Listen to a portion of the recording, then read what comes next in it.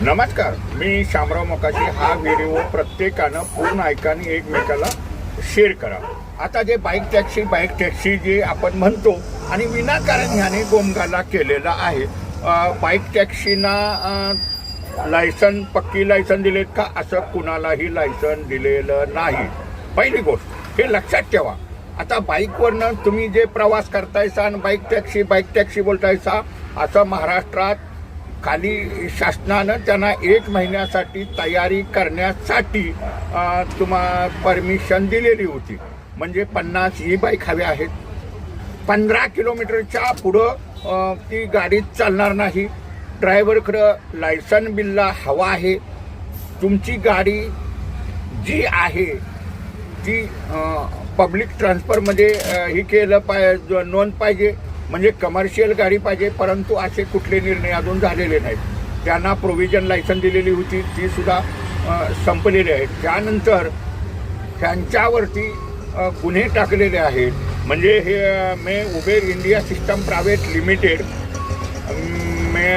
रोपेन transportation service private limited, त्याला आपण रॅपिडो म्हणतो, आणि टेक्नॉलॉजिसन प्रायव्हेट लिमिटेड, ही बाईकवरून म्हणजे बाईक टॅक्सीवरून प्रवास करणाऱ्या जनतेला मी आज सांगू इच्छितो, अशी कुठलीही मान्यता नाही. तुम्ही ती बाईक मागवू नका. कवा सरकार मंजुरी देईल त्यावेळेचा पुढचा प्रश्न आहे. परंतु जर तुमचा अपघात झाला, काय झाला, तर तुम्हाला मात्र कुठलंही नुकसान भरपाई मिळणार नाही. हे प्रत्येकानं लक्षात ठेवा. कारण काय मंडळी हे बाईक टॅक्सी म्हणून चालते, ह्यांची लायसन संपलेली आहेत. शिवाय आत्ता शासनाचा एक निर्णय हा झालेला आहे की 18/12चा आहे. तो 18/12/2025चा आहे. असं काही नाही. आता लोक ह्यांची तर चौकशी झालेली आहे, ह्यांचं फेटाळलेले आहे. हे बाईक चालवूच शकत नाहीत. आणि जर ह्या बाईक पुन्हा चालवताना गावले तर आता गुन्हे पडतील कुणावरती, त्यांच्या बाईक सुद्धा जप्त होतील तपासणीत. हे मात्र विसरू नका.